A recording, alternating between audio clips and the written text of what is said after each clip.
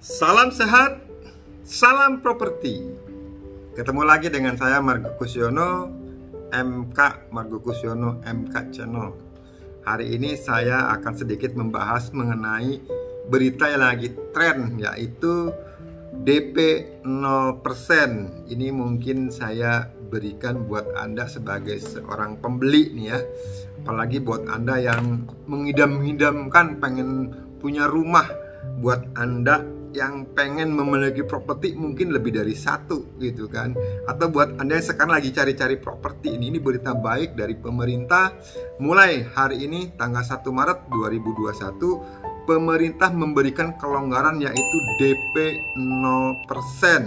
Tentunya kalau menurut saya ini tujuannya untuk menggairahkan ekonomi dengan kondisi COVID-19 lagi pandemi seperti ini, supaya ekonomi terus bergerak. Makanya pemerintah memberikan kelonggaran salah satunya untuk pembelian rumah DP-nya 0%. Saya dapat berita sebenarnya tanggal sekitar di akhir-akhir Februari menurut Bank Indonesia bahwa ini udah berlaku sekarang tanggal 1 Maret 2020. Saya yang ada di industri broker properti seneng nih, karena kenapa? Pasti nih pembelian akan bergeliat nih. Orang-orang akan udah mulai mencari properti. Jika pengen mencari properti dengan legalitas yang aman, boleh juga hubungi tim kami dari Century 21 Prioritas atau agen properti yang udah bergabung di Asosiasi Real Estate Broker Indonesia di Arebi.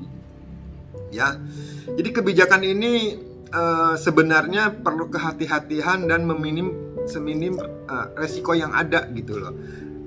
Bank tuh nggak semua juga dikasih sampai 100%. Mungkin pemerintah juga melihat juga nggak semua bank juga diperbolehkan. Mungkin bank yang punya kredit macetnya di bawah 5%, tapi kalau di atas 5% bank juga belum bisa kasih. Jadi ini mesti digodok para pelakunya. Pemerintah boleh mengadakan satu aturan, tapi di lapangannya mungkin perlu sinkronisasi, perlu pemahaman. Tapi setidaknya buat saya yang ada di industri broker properti sangat senang sekali. Seharusnya DP 0% ini udah disonding dengan beberapa pelaku industri properti seperti Ray, itu mungkin 2-3 tahun yang lalu baru terrealisasi hari ini. Kenapa? Karena pemerintah tahu bahwa ekonomi itu harus bergerak, kalau enggak wah bahaya juga gitu loh. Jadi orang membelanjakan uangnya, salah satunya membelanjakan uangnya lewat pembelian properti, yaitu lewat KPR. Ternyata bukan hanya rumah aja ya, rumah, apartemen atau ruang usaha, ruko, semua pemerintah izinkan. Jadi dulu ada istilahnya kalau pembeli pertama dapat 90%, pembeli kedua 80%, tiringnya dulu. Sekarang mau beli yang pertama kayak mau beli yang kedua kayak mau berapa kayak pokoknya dapat 100%. Tapi dengan ketentuan juga gitu, jangan sembarangan Anda dapat 100%. Ada beberapa hal yang mungkin buat Anda nih pembeli nih ya, terutama ya, saya akan sharing nih, Anda perhatikan berdasarkan pengalaman saya gitu loh. Jadi pertama, jika Anda pengen membeli properti dengan DP 0%, itu ada dua kalau menurut saya, bisa yang primary atau secondary. Nah, kalau kita bicara primary itu kan tinggal langsung menghubungi developer atau menghubungi agent properti yang udah kerjasama dengan developer. Itu ada tuh, biasanya ada syarat-syarat dan ketentuannya gitu kan. Developer akan ngasih nih syarat-syarat seperti apa, itu simpel kalau menurut saya. Tapi kalau Anda beli ke rumah yang second atau properti yang second atau ruang usaha yang second, nah itu perlu kehati-hatian. Bukan kehati-hatian, perlu juga Anda kewaspadaan, karena ada sebagian yang secara legalitas mungkin belum lengkap atau secara legalitas mungkin belum jelas. Itu perlu adanya agent, perlu adanya broker, perlu adanya pendamping gitu. Salah satunya kami dari Century 21 Prioritas atau kantor yang terdekat ada di kota Anda yang udah bergabung di, sekali lagi, yang udah bergabung di Asosiasi Real Estate Broker Indonesia atau disingkat dengan Arebi. Jadi yang pertama yang perlu diperhatikan, jadi kalau Anda misalnya mengambil properti yang harganya anggap aja 400 juta gitu kan, jadi Anda ternyata harus ada keluar lagi biaya yang kadang-kadang orang nggak tahu gitu loh. Biaya yang pertama itu besar. Biaya pertama itu besar, kurang lebih 10% dari angka harga yang Anda keluarkan lagi. Contoh nih, 400 juta ya kan, berarti Anda dibayar full 400 juta oleh bank tersebut. Dulu harga 400 juta Anda DP 30%, sisanya 70% bank yang bayarin dari cicil gitu kan. Sekarang ini 100%. Jadi Anda harus tahu nih. Ingat, menurut saya sepertiga penghasilan Anda gitu loh. Jadi kalau Anda punya penghasilan 10 juta, ya sekitar 3 juta sampai 4 juta lah cicilan KPR Anda. Jangan sampai penghasilannya 10 juta, KPR Anda 5 juta atau 6 juta. Wah, itu bahaya gitu. Ya sepertiga lah maksimal lah. Lebih amannya ya 3 jutaan lebih aman. Itu 7 juta kan bisa ada kebutuhan-kebutuhan yang lain. Anda bisa nabung atau ada kebutuhan-kebutuhan yang harus Anda fixed cost yang harus Anda keluarkan mungkin buat keluarga ya. Jadi yang pertama itu biaya yang pertama, yaitu pertama itu biaya cicilan pertama dan biaya bank. Kadang-kadang Anda nggak tahu ya biaya bank. Biaya bank juga cukup besar nih. Karena kenapa? Biaya bank itu ada provisi. Jadi entah provisi Anda yang bayar tuh ke bank. Ada juga biaya appraisal. Nggak seberapa sih, tapi lumayan loh. Appraisal kadang-kadang tergantung nilai luas tanahnya ya. More or less di angka 1 juta hingga tergantung lah, ada 4 atau 5 juta. More or less di angka 1 jutaan. Kalau tanahnya kecil mungkin 1 jutaan. Terus ada juga biaya asuransi. Ini biaya asuransi kan ada dikenakan nih. Terus ada biaya namanya administrasi. Ada tuh biaya-biaya administrasi. Itu yang dari bank ya. Ada lagi biaya yang harus Anda keluarkan dari notaris. Karena kalau Anda deal, terjadi transaksi, jadi bukan hanya cicilan yang pertama, biaya-biaya pun harus Anda keluarkan di hari itu juga gitu loh. Jadi Anda jangan sampai mengeluarkan DP-nya 0%, tapi Anda harus persiapkan sekitar 10%. Dari kalau 400 juta, ya 10% sekitar 40 juta yang harus Anda siapkan. Biaya notaris komponennya cukup banyak juga. Biaya akte jual beli. Akte jual beli itu bisanya paket tuh. Akte jual beli dan balik nama itu kan Anda harus bayar sebagai pembeli. Terus ada juga biaya SKMHT, biaya cek sertifikat, biaya APHT, biaya PNBP. Banyak banget biaya-biaya yang timbul tak akan dirinci ya. Jadi biaya bank, biaya notaris itu totalnya itu sekitar 10%. Jadi kalau Anda beli dengan harga 400 juta, 400 plus 10% berarti kan sekitar uang pertama Anda bayar tuh sekitar 40 plus cicilan pertama.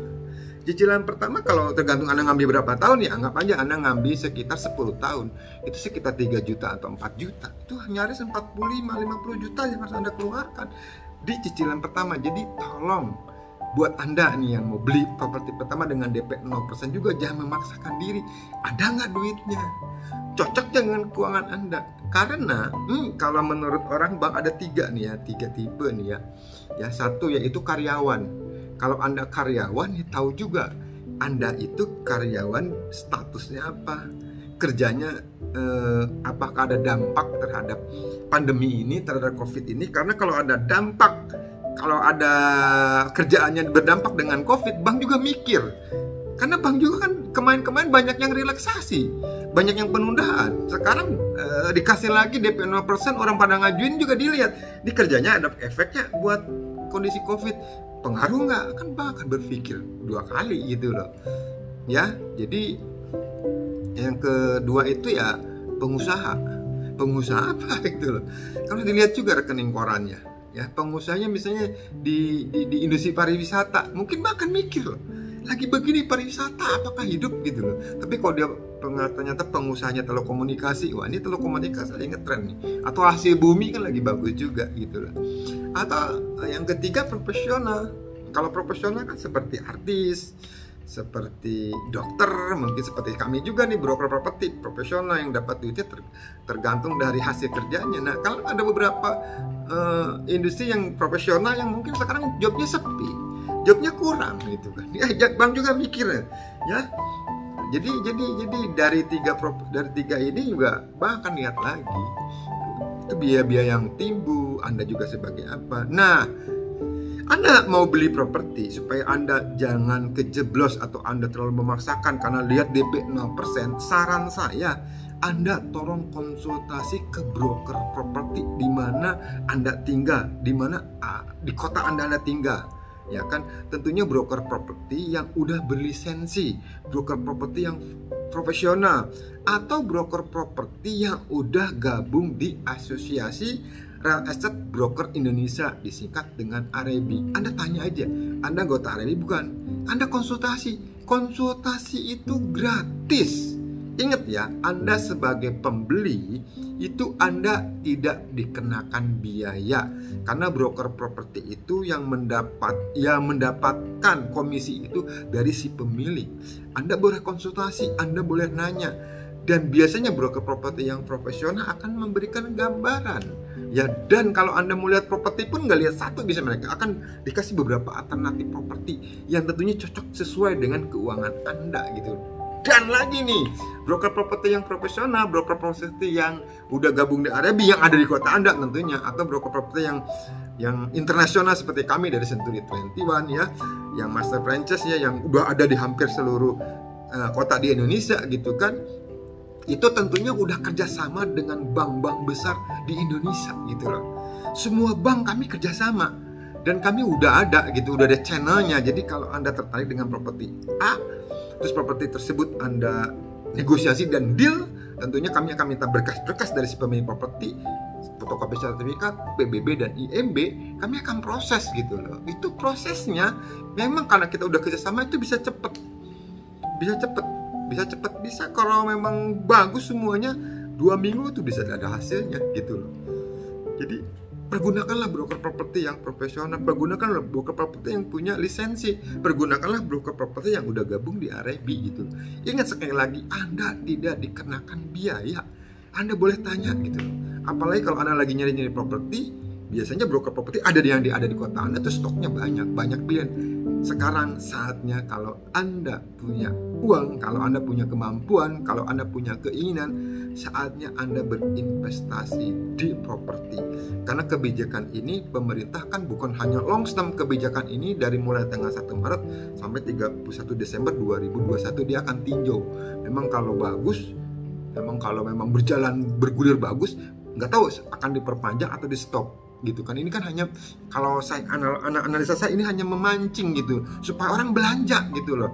Karena kalau nggak belanja, uangnya pada disimpan, nggak bakal berjalan ekonomi. Pemerintah sendiri yang pusing gitu kan.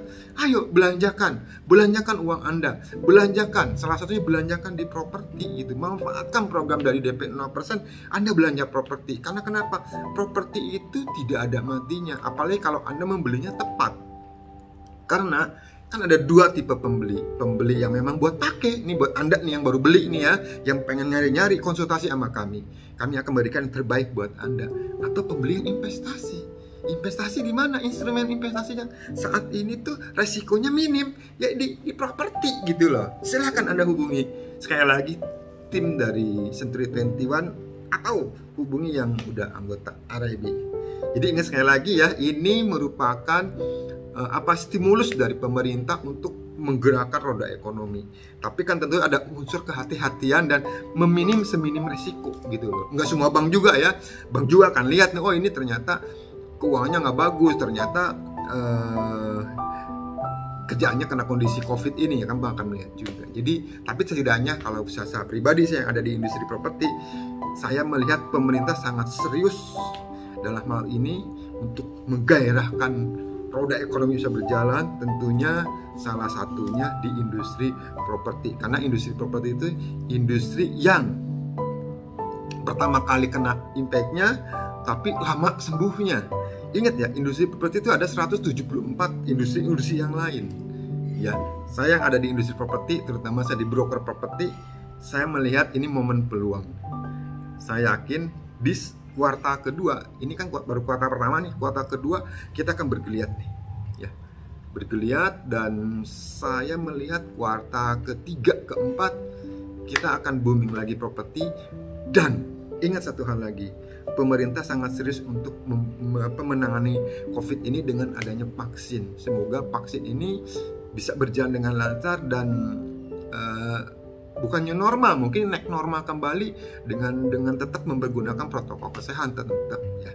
Tapi setidaknya kita udah bergerak, karena kita harus tetap positif. Karena kalau kitanya positif, kitanya yakin kita bisa, kitanya yakin kita maju, tentunya masing-masing orang punya keyakinan satu hal, Indonesia pasti kuat, Indonesia pasti hebat. Itu aja mungkin dari saya. Semoga bisa menjadi menjadi setidaknya berita-berita yang ada di media atau di setidaknya ini merupakan satu ilmu juga buat Anda gitulah. Jika ada hal yang mau ditanyakan, silahkan komen di bawah. Jika ini berguna dan bermanfaat, silahkan di like, di share, sama di subscribe. Terima kasih. Salam properti.